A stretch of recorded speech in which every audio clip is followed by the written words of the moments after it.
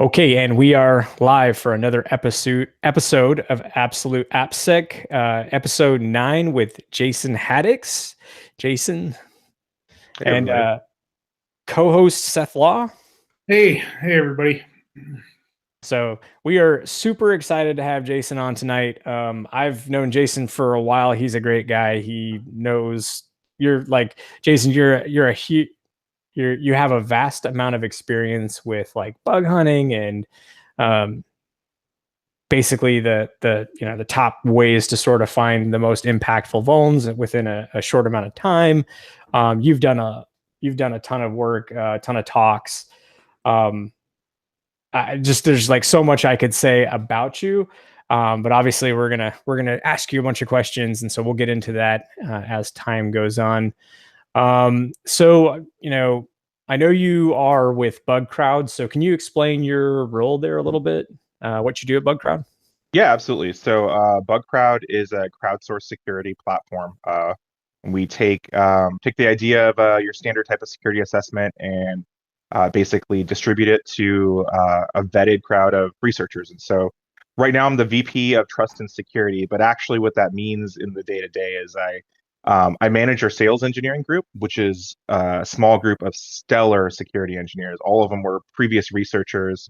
And we help clients on the pre-sale side design what's going to be a successful bounty. So, a lot of people just don't know the ins and outs of what responsible disclosure has looked like in the last, 10 years, and then what this type of crowdsourcing model looks like when you start it. And so really we want to set expectations right so that the researchers, get the right interaction from the customer. And so we help them design the scope, the length, we match the researchers, and that's about 70% of our time. And then 30% of our time is really just a special projects group inside of BugCrowd. We've done a bunch of cool little product features. We help all the other groups when we can do some cool things, and so that's kind of what we're doing right now. Yeah. Very cool. How big is that team? Right now it's 5 engineers and myself. Yeah. Nice. And then how did you get involved with Bug Crowd? Yeah. So I was actually a researcher on BugCrowd. So um, I was working for HP, and I was the director of pen testing at HP, designing methodology with Daniel Miessler, and managing the mobile team at that time. So doing mobile reverse engineering and mobile testing. I had written a mobile testing framework for HP. And I think Casey, I knew Casey because he had started a pen test group called the Tall Poppy Group a long time ago.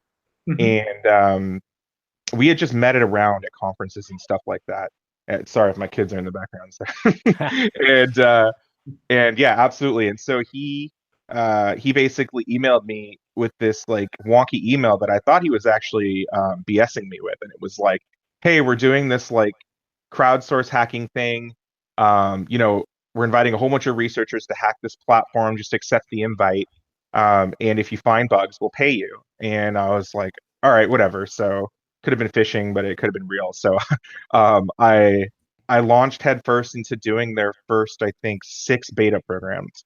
And I found some wonderful bugs. And like the thing about it was that at that time they had just started to have like this idea of in the early days of the platform, they had just instituted the idea of a leaderboard. And like I don't know if you guys experienced this in your career, but you never really know like how good you are compared to other people, honestly. And like I just wanted to like make sure that like my testing methodology was like good and that I was doing the right things and that I was teaching the people at HP the right stuff. And so I started participating a lot, and I wanted to make it my personal goal to be on the leaderboard. So eventually, fast forward like a year later, I made it to number 1 on the leaderboard. They flew me out to Black Hat and DEF CON, met them there, and then it turned out starting um, they were starting a triage and validation group, which was the operations group. They call these the application security engineers at BugCrowd, which means that they take all the bugs that come in, they deduplicate, they triage, and now add remediation advice to these bugs. And so they asked me if I wanted to come run that team and train and scale it out. So I did. I went and left HP, went to BugCrowd and started working there, and the rest is kind of history. I moved up iteratively inside of the organization, kind of leading a whole bunch of different groups. So. Very cool. How much time? I'm curious. How much time to get to number one? How much time, like a week, did you have to put in? Like, give a 7-day period, for instance. Yeah, I would say a week. When I was trying to get to number one, I would probably put in about 20 hours a week just of free time, I think. So it's like a part-time job, but that's not bad. Yeah. I mean, Yeah. No, and you're generating income from it too, right? I mean, those were. I think that when I stopped testing really hardcore, I had already made like, I think like 40 or 50K or something like that. Enough in the first round when I stopped testing, I paid for, part of my wedding with that money. And then the next year when I had tested a lot too, I had actually paid for part of my minivan. So like, it helped out a lot with the kids and stuff. Yeah, absolutely. So, but wow. yeah, it does take a little bit of dedication to get that high. I know most of the people now on the leaderboard are way better than me, and they work full time on bug bounty. So it's pretty interesting how it's evolved nowadays. Yeah, and that's what I've seen, right? As I've been involved, right? As I was transitioning this last time around, I spent a couple weeks doing bug bounty stuff, and definitely, like you were saying, right? Actually, being able to compare. All right, is the stuff that I'm doing, does it compare with the guys that are on that list? And it's like, oh yeah, no, I can find things pretty quickly. But I did, like, my experience was, especially the open ones, right? You have to be on top of it. Right, those guys that are doing it full time, they've got all their bots that are there scanning stuff, and they're jumping on things the instant that they open up, because you want to be the first one to give a quality report, actually get some sort of payout. And it's the same way I would treat it if I was doing it full time, right? And I'm sure the rest of you would too. Yeah, there's two. Yeah, absolutely. I mean, there's two ends of the spectrum. One is that, right? I mean, a number of our hunters have developed platforms that will SMS them when a couple of things happen. One is it'll SMS them when a new bounty or target comes up, so they can jump on it immediately, like go home and do it. The other one is is when there's already an existing public program and they find new scope. Like if it's an open scope bounty that says anything that Tesla has under the sun that you can hack, anytime they find a new subdomain, it'll like email them. They have automation just iteratively scanning the internet for those sites. And so there's that end. But there's also the other end of like, if you've been doing this for a long time as like a pen tester or just a security professional or like, architect or something like that, there are certain skill levels or that, bugs go, still latent, even though the program's an open scope program and it's been around for a while. So like mobile, which you are really good at, actually tends to have a lot of those. So like, even on some of the open programs, like, APIs don't get reversed out, and, like bad handling of keys doesn't get noticed a ton of times unless we have some really good mobile researchers on there.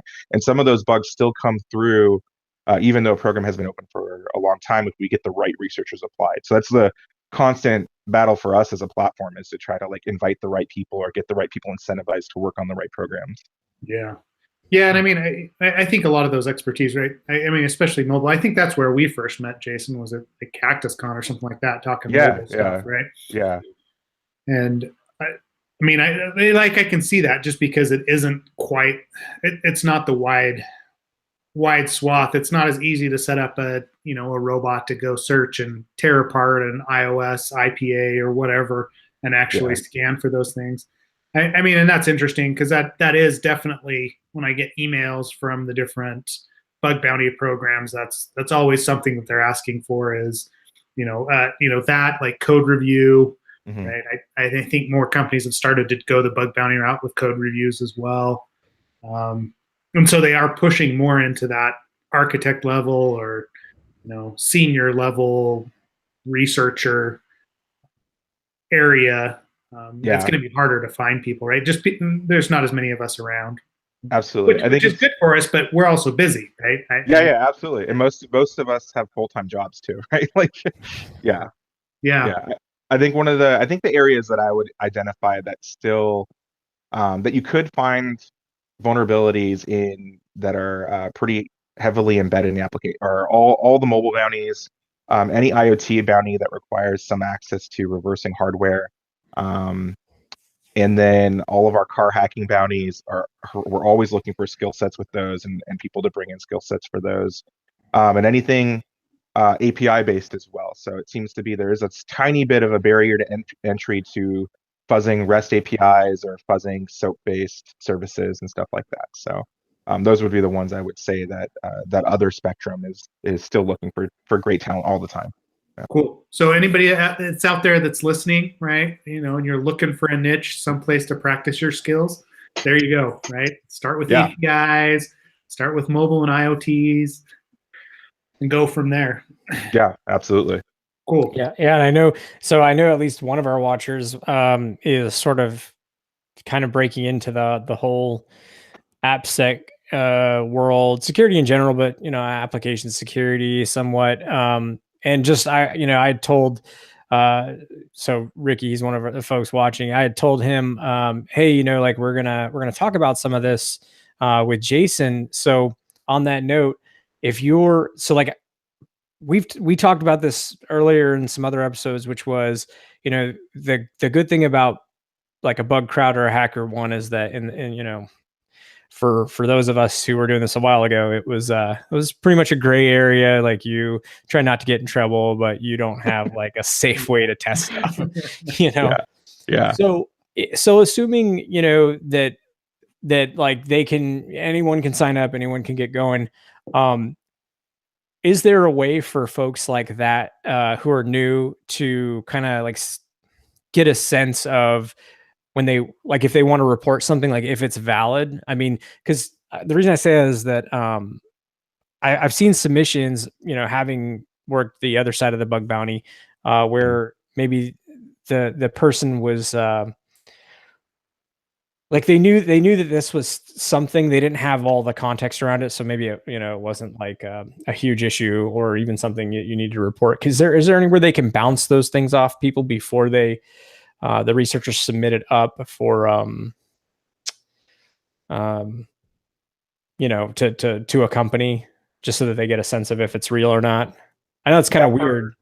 No, I totally get the question. It's one of the constant struggles that we have with is like validity of contextual bugs, right? So an application has some kind of context behind it, and maybe there's some data exposed via like a return of some JSON blob or something somewhere, and you're not sure whether that's sensitive to the company or not, right? And you want to maybe report it as a bug because it could be sensitive, but then again, they could say we don't care, right? If you look at like Google's bug bounty, there's a lot of stuff they just don't care about, right? Because it doesn't pose any impact to the company if that data leaks. Whereas other companies don't want anything out there about any of their server side data or anything like that. So or any like client data at all. So anyway, there do exist those types of situations. With the bug crowd platform, we do it where we basically have this kind of, I don't know if it's written down somewhere, I think it is in most scopes, but we encourage you to submit it and ask that question, be like, I'm not sure if this data is sensitive or not. And then if the bug turns out to be something that the company doesn't care about, the impact for an out of scope or not applicable bug doesn't penalize your profile on BugCrowd as much as it does on some of the other platforms. There's not a huge hit to the gamification part of the platform. So it's usually like -1 point, which if you think about, like if you score a P1 bug on our platform, it's 40 points. Even a P4 is 10.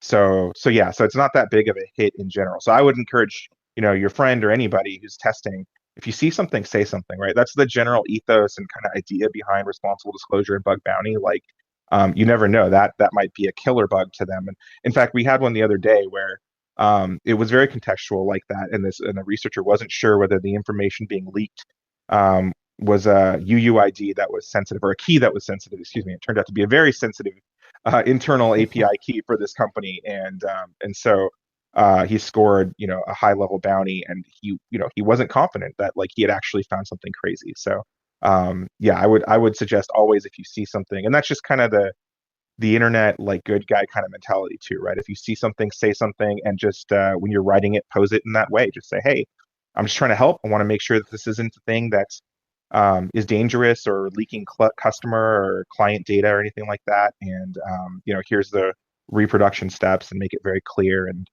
And that's kind of the way that most testers should probably go about it, I would say.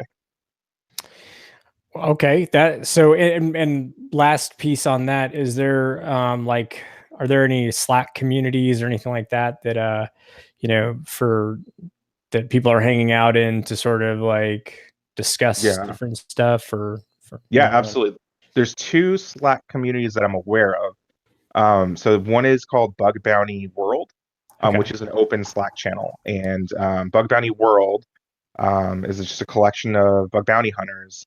And then there's also Bug Bounty Forum, and Bug Bounty Forum is also a Slack channel, and it's invite only. But I'm an admin there, and it's not invite only for any like restrictions on like profile or eliteness or anything like that. It's just to keep spam registrants down. So you can go there and put in your Slack or your email address, and we'll invite you, and you can be part of the community. And so each one has a whole bunch of different channels, noob channels, tools channels, new tools that are coming out, and also just the general channels, which serve to kind of like just bounce questions off random people. So.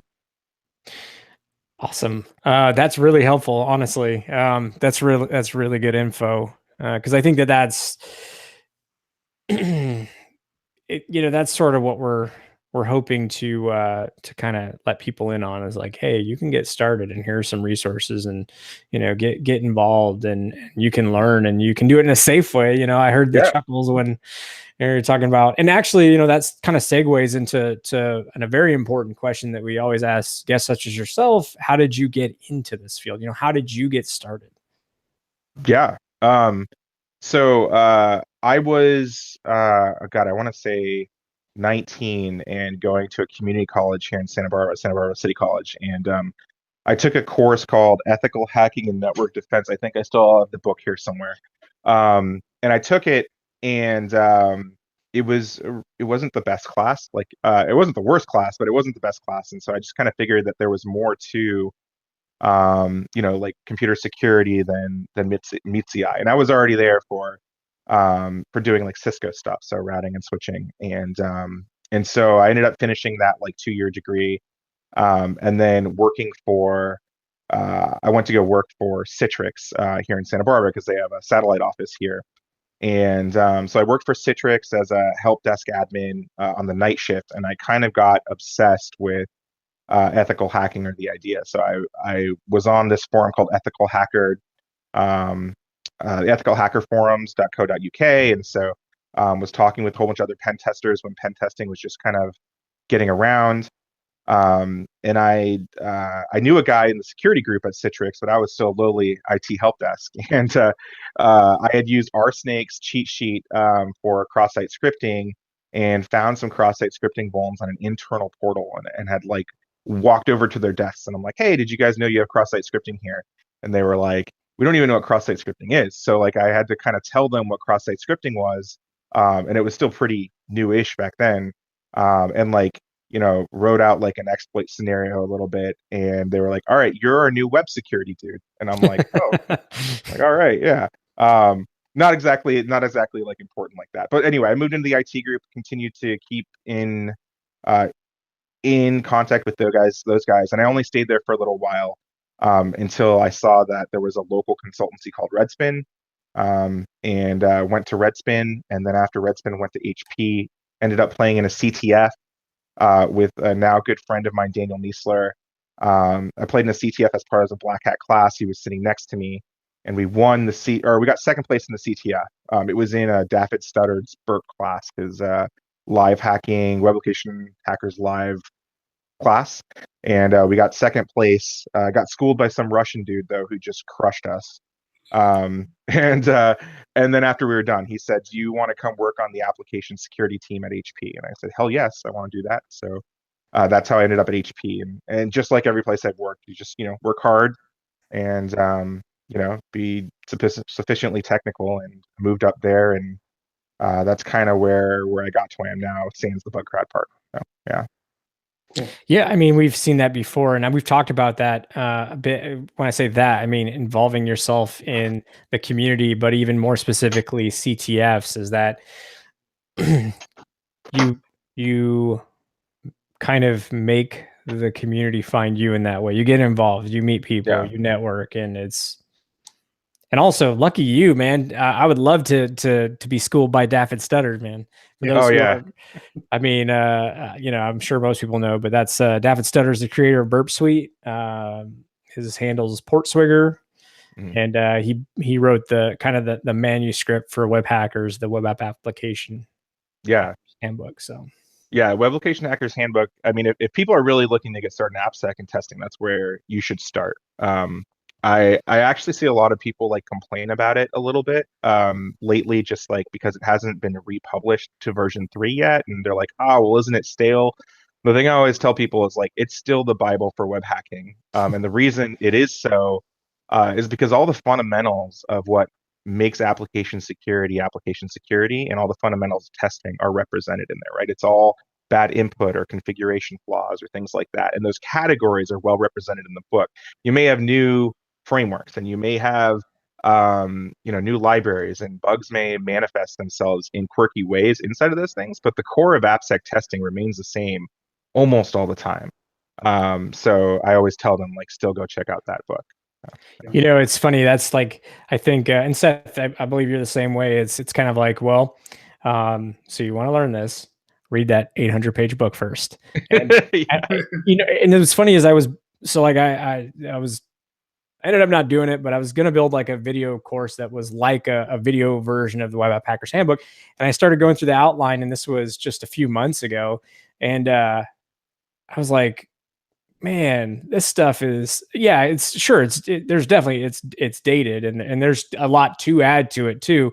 But like at the end of the day, that is a great fundamental, starting point. You get an idea for how these flaws, like you said, they manifest differently, the text differently. Maybe we're not attacking Silverlight, or whatever. Yeah, exactly, but at the same, right.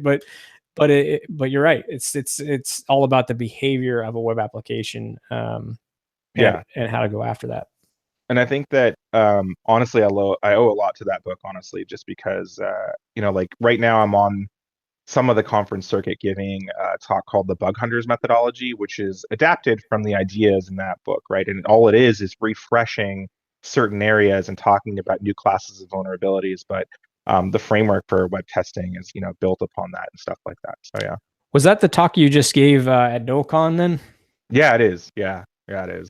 How was that? So it was amazing. Honestly, Nullcon was probably one of the best conferences I've ever been to for a multitude of reasons. I think first and foremost, I had a whole bunch of people come up to me and basically tell me stories about how tangible bug hunting has been and how important it's been to their lives. Like, a lot of times, especially me, because I'm on the phone with clients all day trying to design things.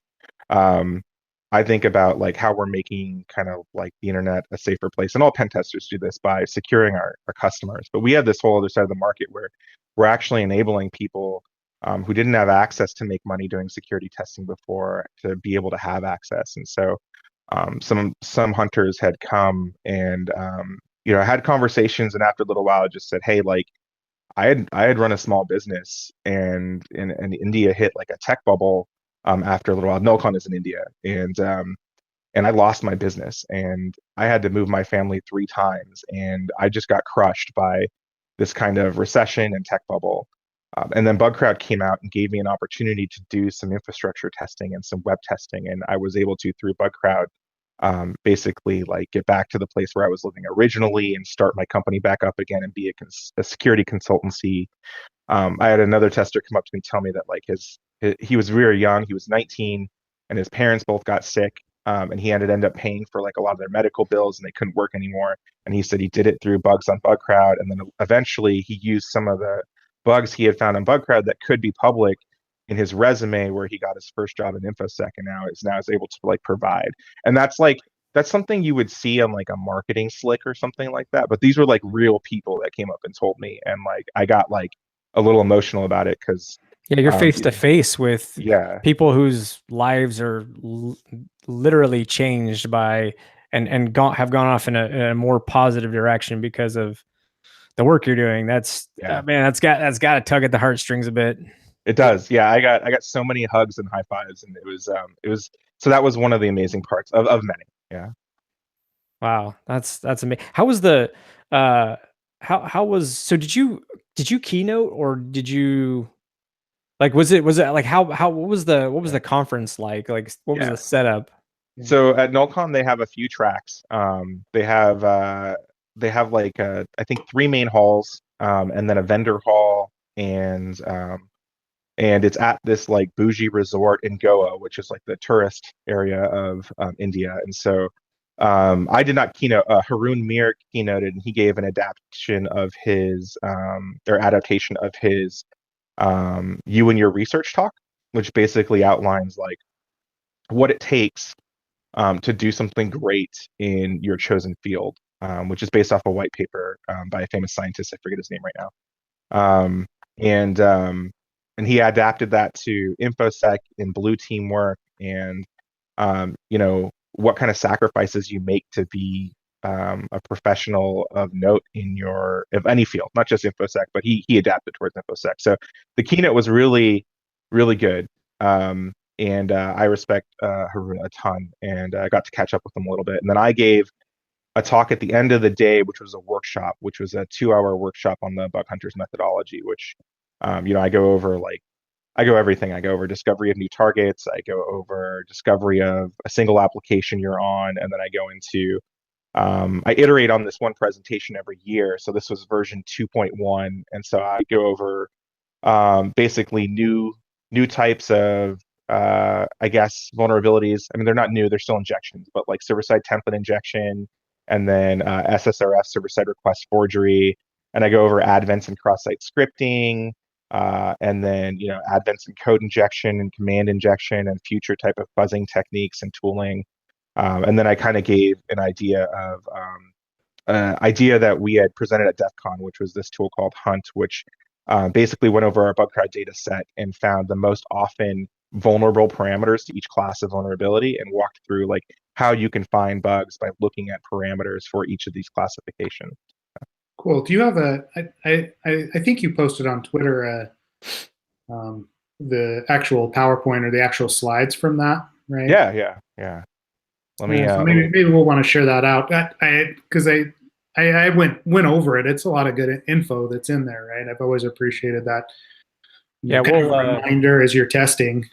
Yeah. Hey, yeah, these are the steps that you go through. So we'll yeah, we can put that in the description, and also I'll send it out here over live chat. Well, I don't want to distract you, Jason. Yeah, no problem. So the people that, and sorry, I should have looked at. I obviously I did my homework right on.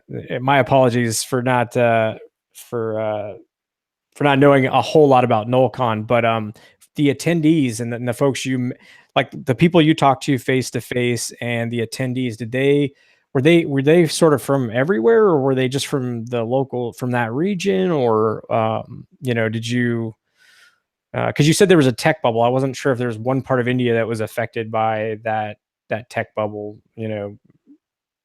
I'm not actually sure, honestly, the answer to that question about like if it was all of India or certain parts of India. I know that like big population centers like Mumbai or some places like that might have got hit. I'm not sure.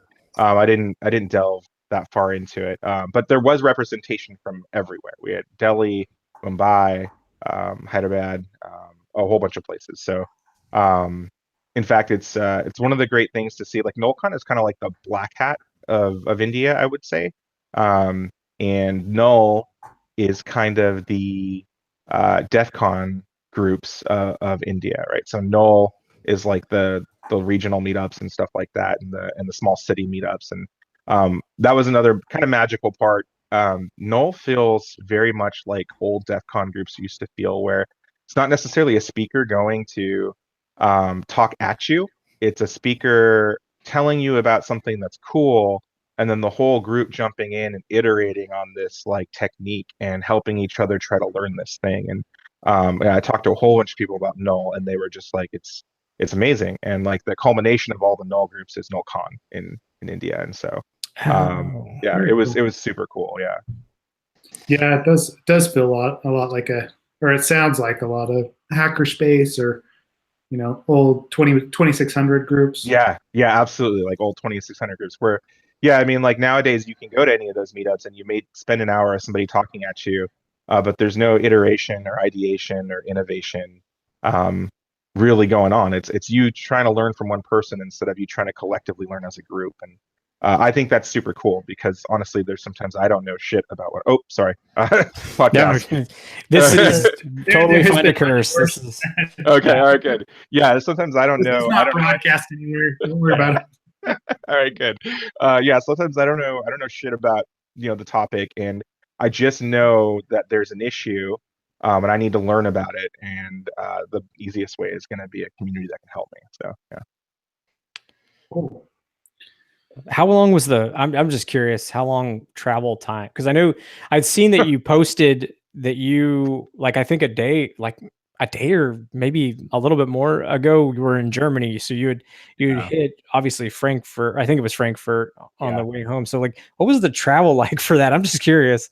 Yeah, so the travel was pretty intense. So I go from Santa Barbara to either LAX or San Francisco, and then San Francisco to Frankfurt, which is an 11-hour flight, and then from Frankfurt to Mumbai, which is an 8-hour flight, and then from Mumbai to Goa, which is a 1-hour flight. So, but yesterday or the 2 days before, I had an 8-hour layover in Mumbai. So total travel time, I think, was 31 hours or something like that over last weekend. And I only stayed for 2 days.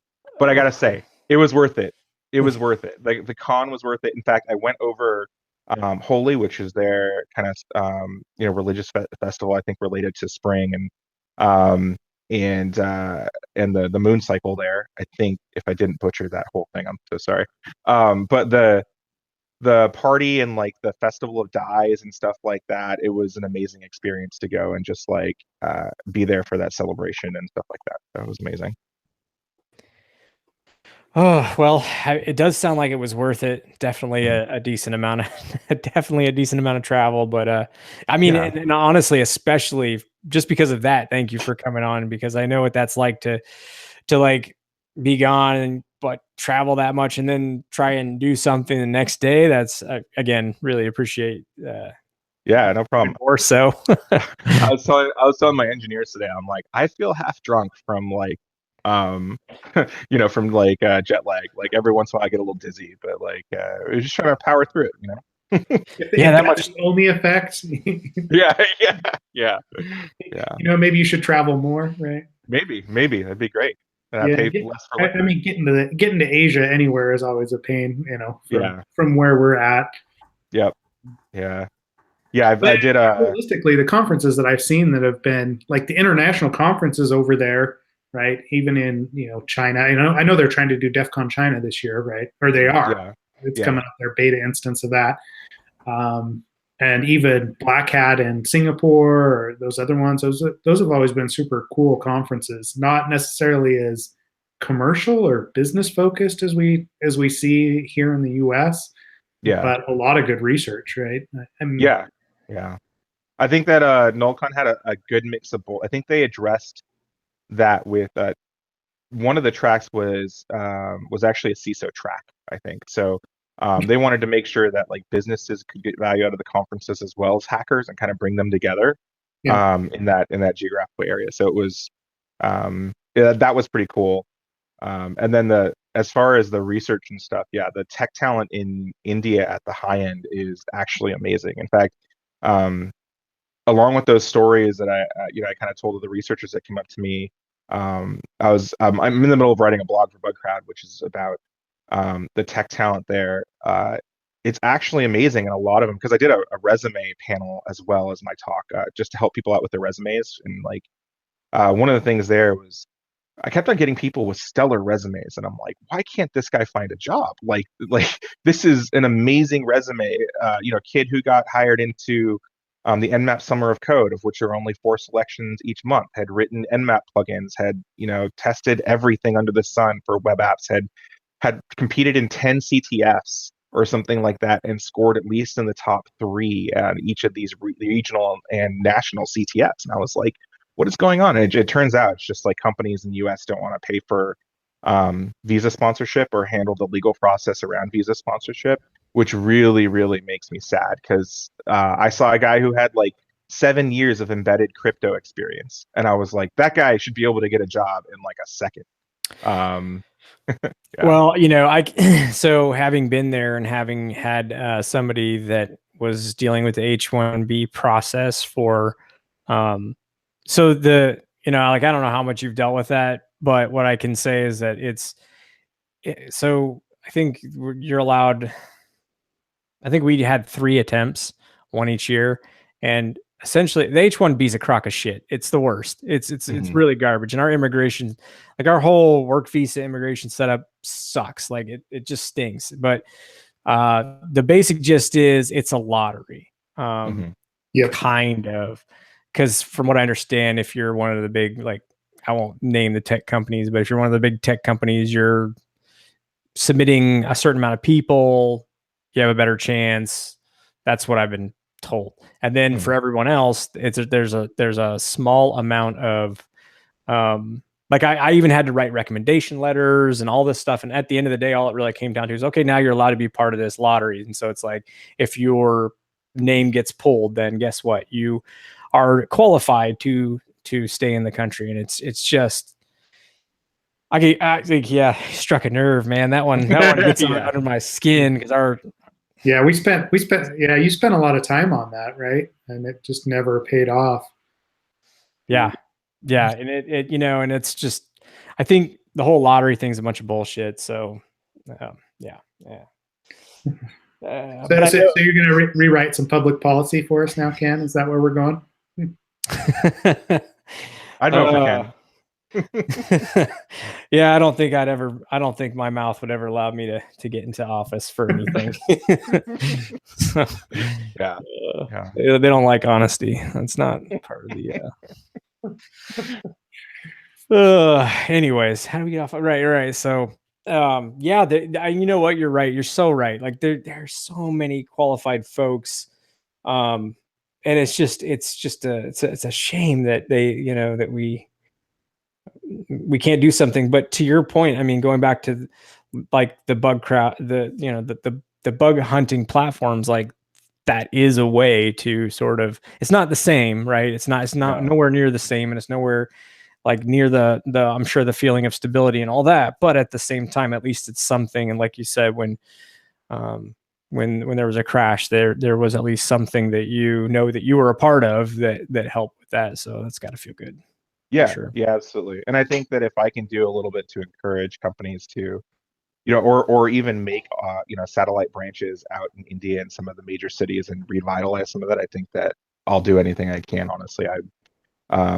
It was just, I only did like 5 or 6 resume reviews because it was only an hour or something like that. But every single one I saw was quality. And honestly, it felt bad, right? Because I'm here reviewing a resume and I'm like, there's nothing wrong with your resume. It's great. Like, I don't understand like why you can't get a job. What can I tell you? Yeah. Oh, did we lose Seth? No, he's still there. Oh, did I break up then? Sorry. No worries. I can still see you. So, no, I think that, it was kind of hard. I was like, yeah, your resume is great. Maybe like shift around a couple things, but, so if I can encourage companies to enter the lottery system, or just think more openly about hiring people from there, or think about opening satellite offices and hiring full-time employees in the country or something like that. Like there's a lot of raw and actually veteran security talent there waiting to be tapped. I know a lot of places have started to move out into like Ireland and some other places too. The Philippines has a really burgeoning security scene as well.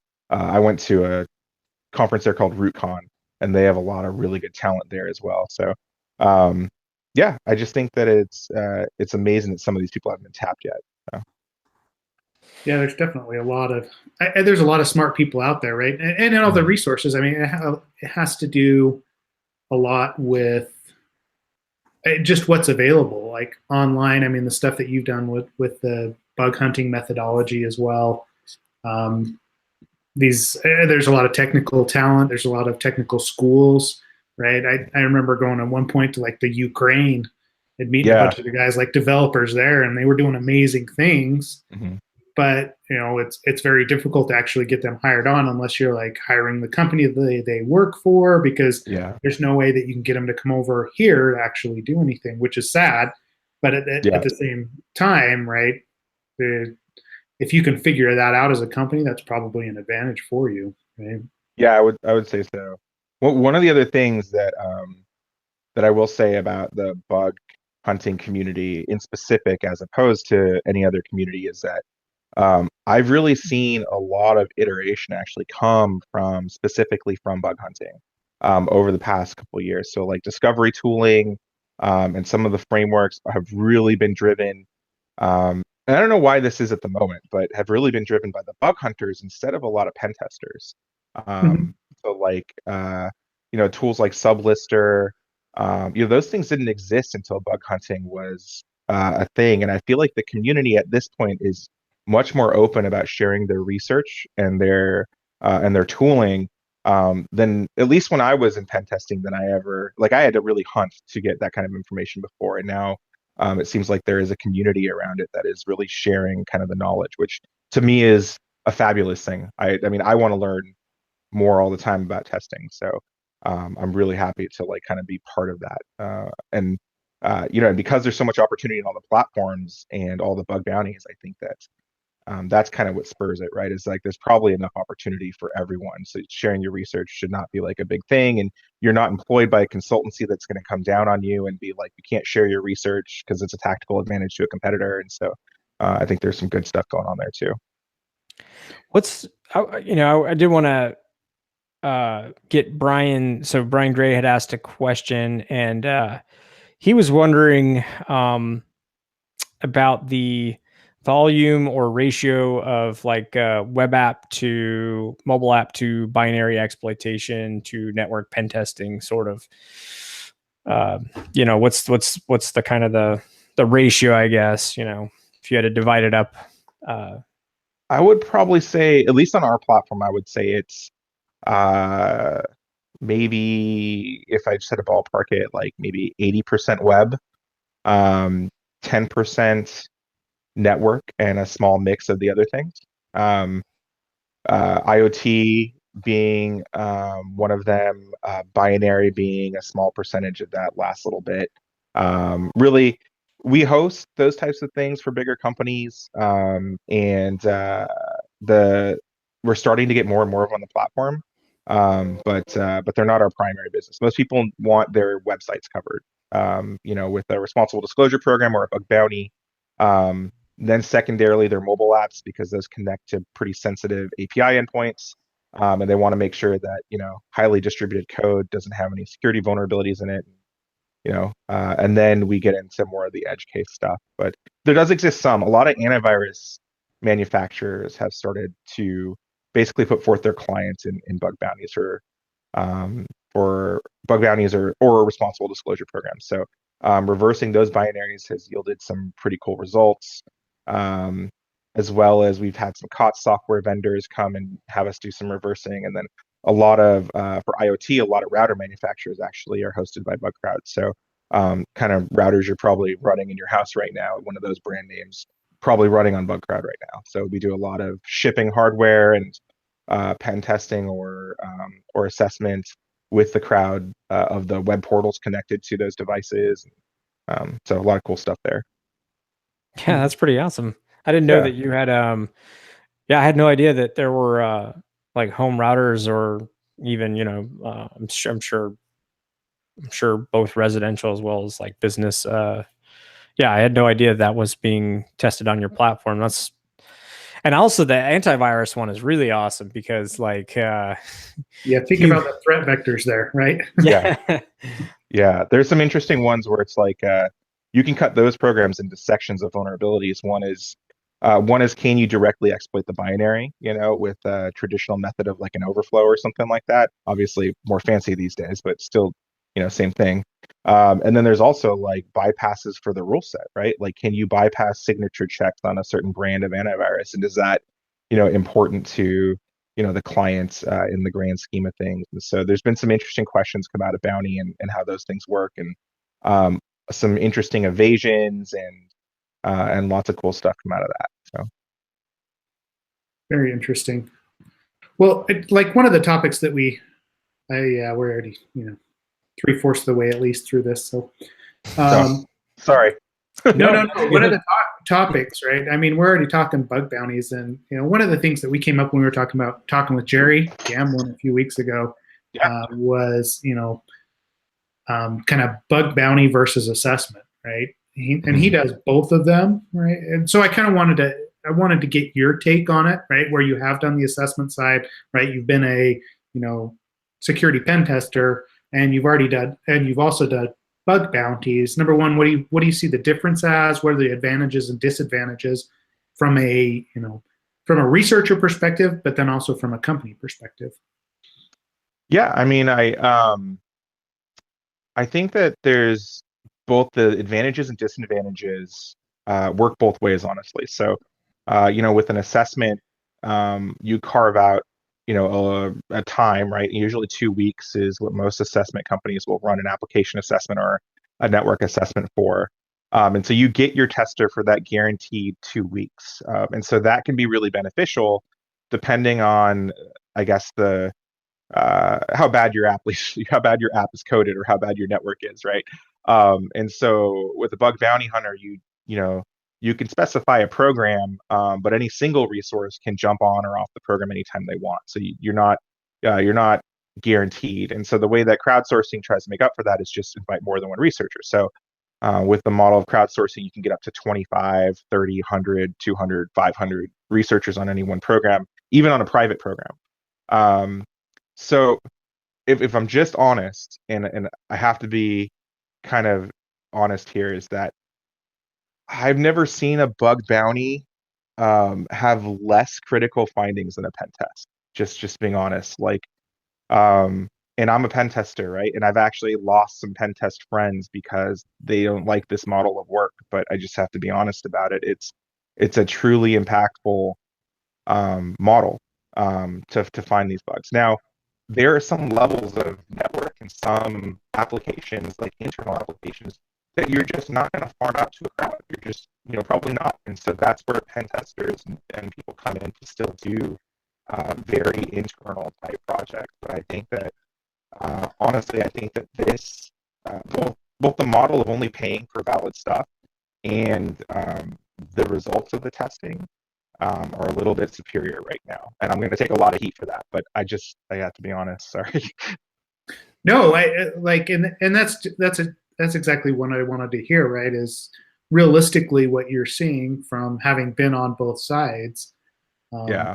We have a marketing slick for a financial company up, and I actually worked on this program. So like, I know it from the researcher point of view and from seeing like their previous pen test reports, and they had done basically 3 pen tests a year for the last 4 years, and then they switched models and they ran the bug bounty on top of it. And they found 8 times the amount of findings that the pen tests had found with a group of 25 researchers, and they found 8 critical bugs that had never been discovered before in any of the pen tests.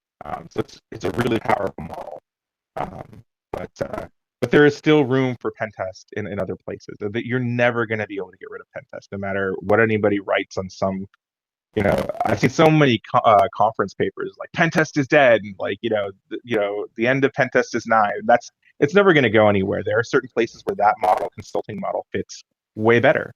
But for a lot of stuff that's public on the web, where you want a hardcore security assessment with many eyes and lots of coverage, we can do that. So. Yeah. Well, I know Seth and I have both seen in instances where, an assessment's done, and then like a company will also have both assessment and bug bounties, which I feel like there's still, like, I know plenty of companies that are still doing both, but like the interesting thing and what I like about bug bounties is that it keeps it honest, because it's like you said, again, I can think of 2 instances off the top of my head where assessments were performed, and then later bug bounty separately, a bug bounty was, bug bounty researcher found a vuln that hadn't been found during the assessment. Granted, but this is also sort of the beauty there. Granted, there's like more time on the, for the bug bounty, depending. I mean, I don't know how long things stay in scope for bug crowd, but typically, it's more than a week or 2, right? So Yeah.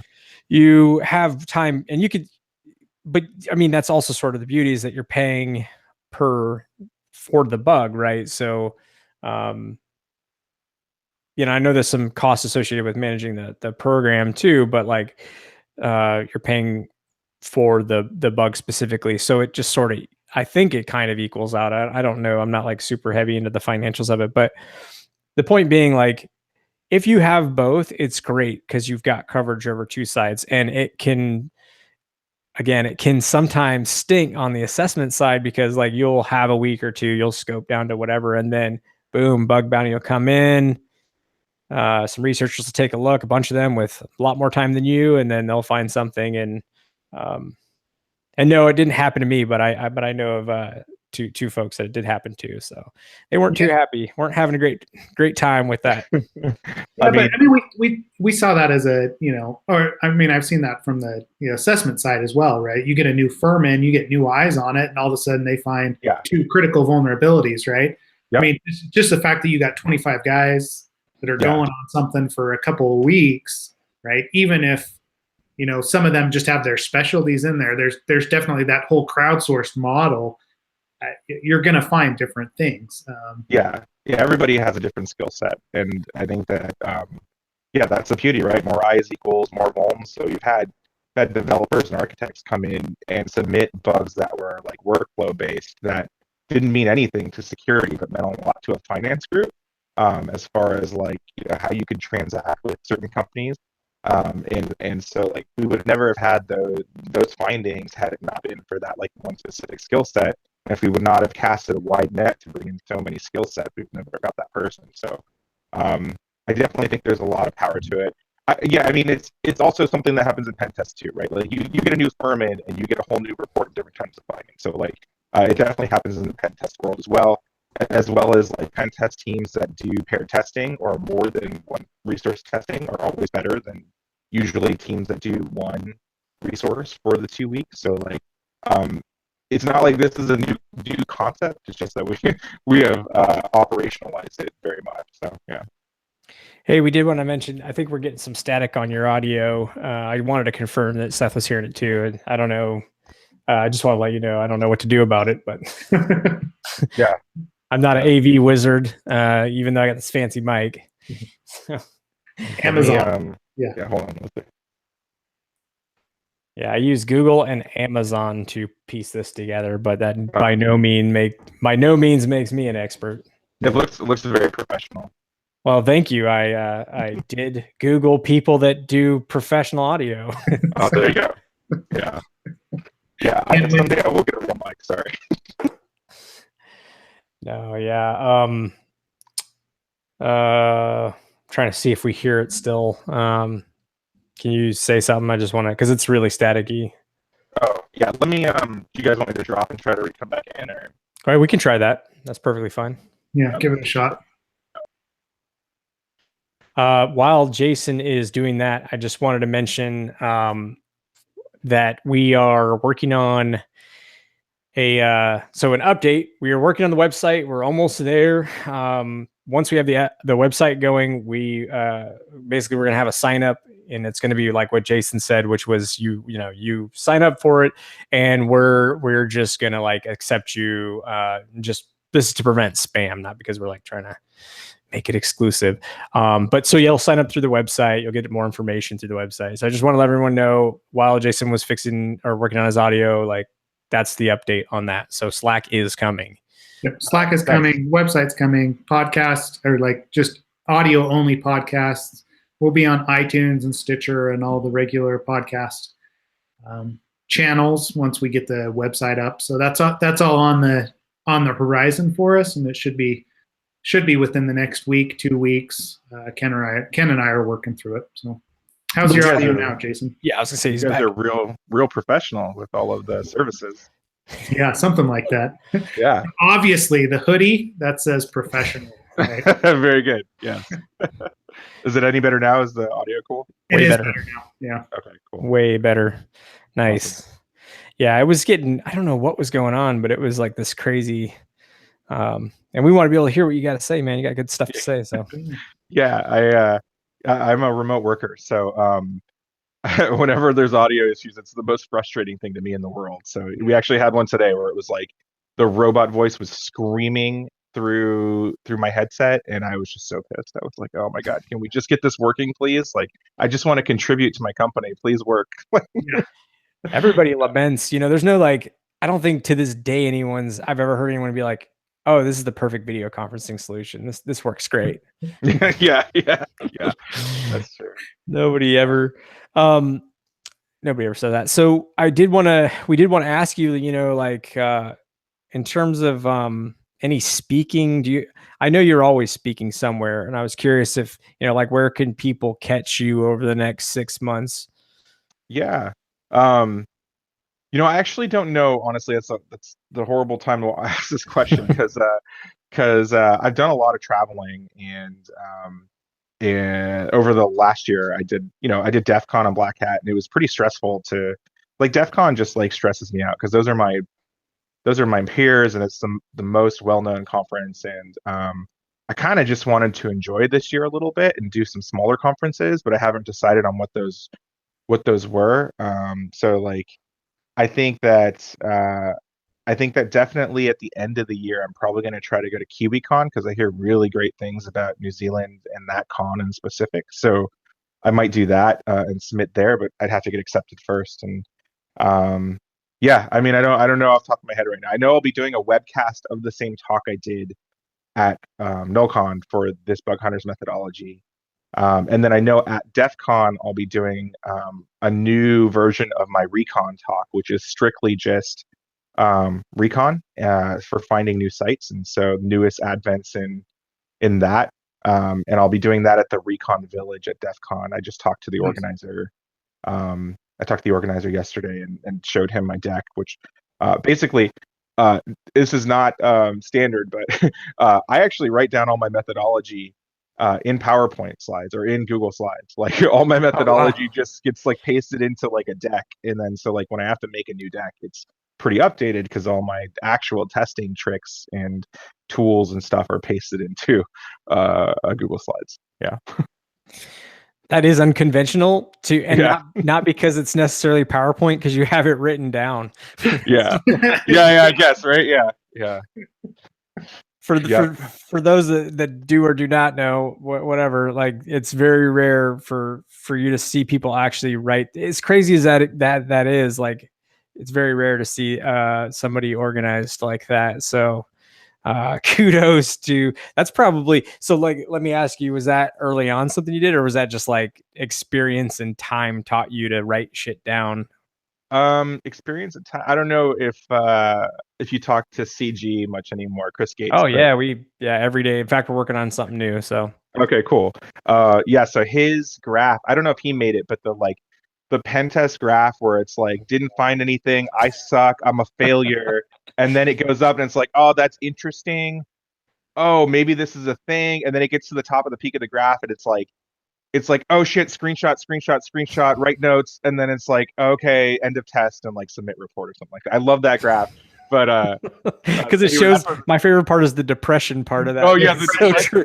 Yeah. I should not be a pen tester. Yep. Yeah, I'm like, why am I in this career? I can't. Yeah, I tweeted about this the other day, and I was like, sometimes I do a bug bounty or a pen test or something like that, and I'll sit there, and I'll spend 4 days out of a week. I'm gonna assess this thing, and I'll just sit there and I'll be like, I haven't found shit.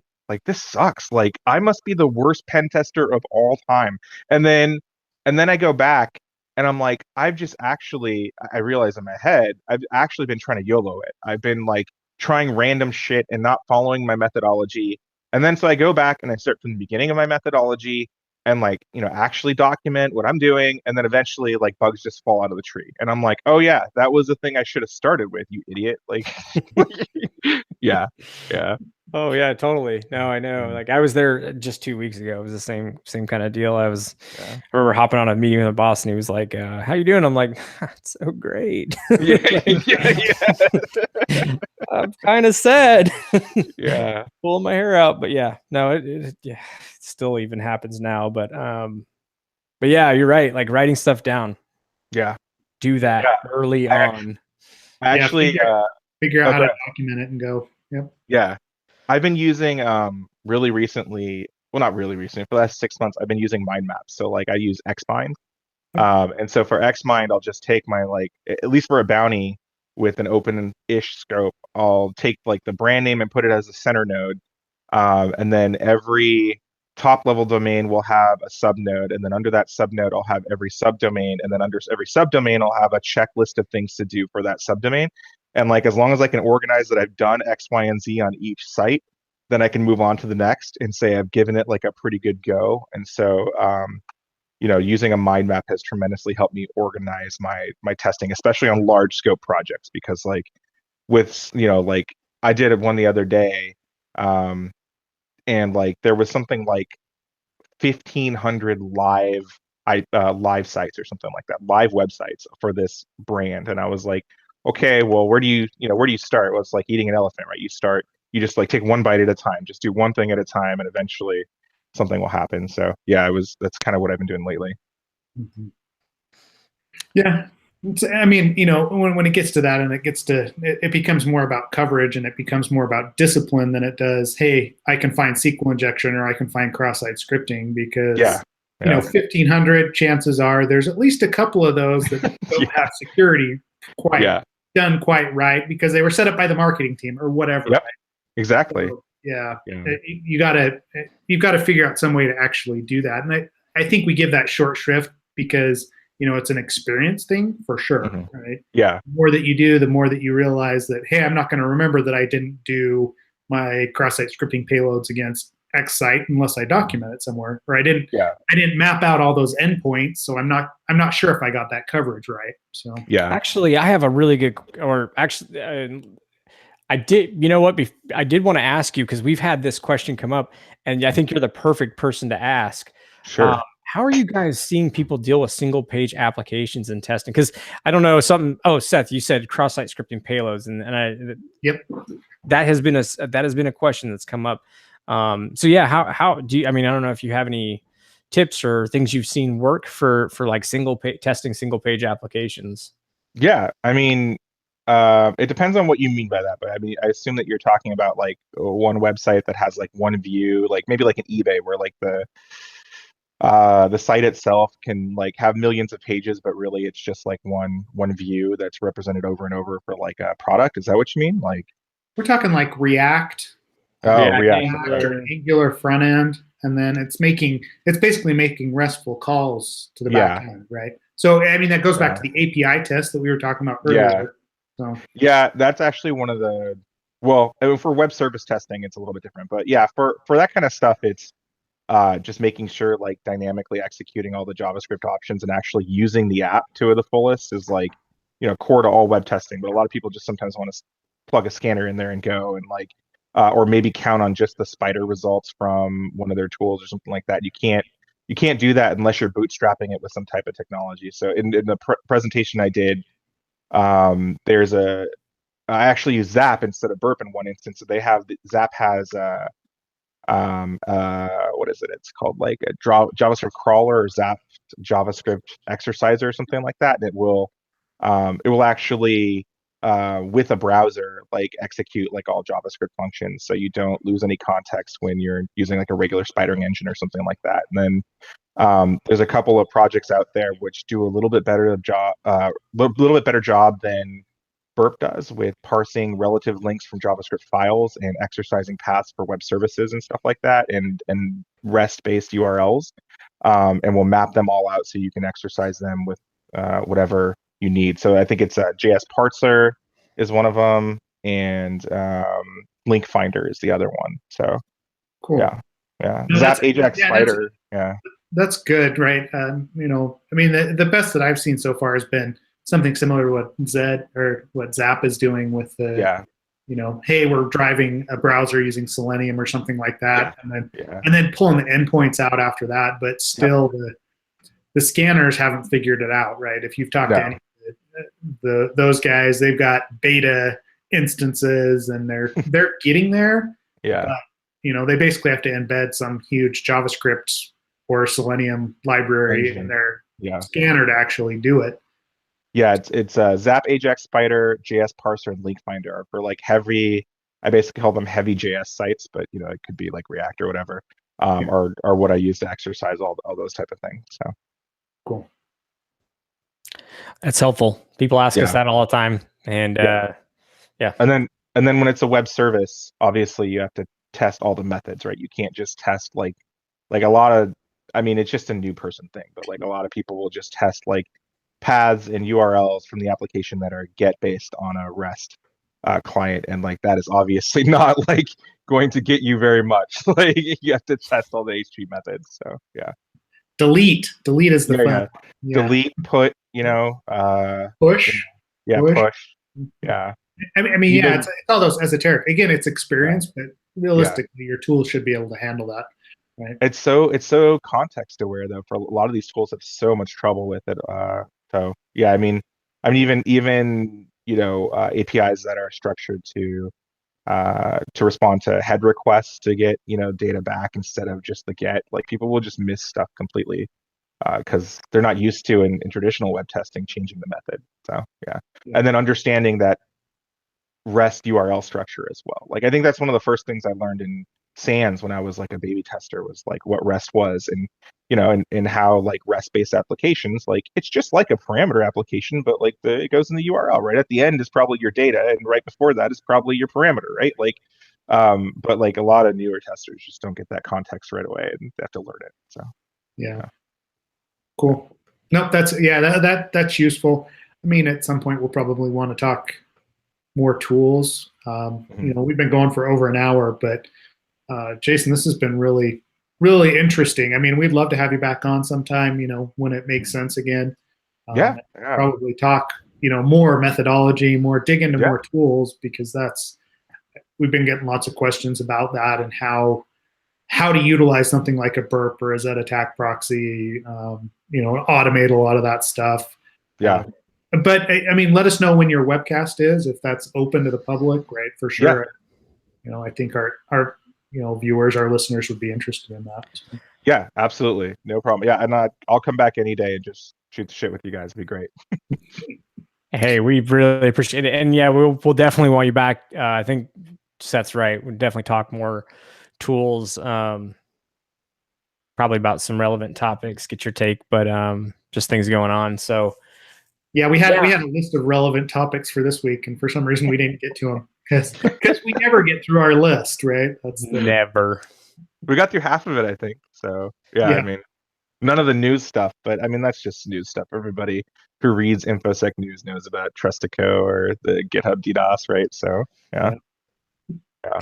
Doesn't mean it's not fun to talk about, but it is. Oh my god, it's fun to talk about. Yeah. InfoSec gossip. We'll have a coffee talks. We'll do a new like sub podcast. It's just yeah, absolutely. Yeah.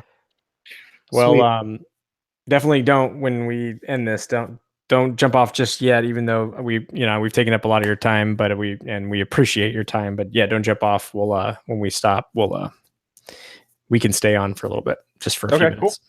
Cool. Yeah, and everybody watch Twitter for the website updates, and when we're actually going to push out the audio to those different platforms, so you can catch up on it without streaming YouTube or streaming video. Right. Thanks, Jason. Thanks, Ken. Thanks everyone. All right.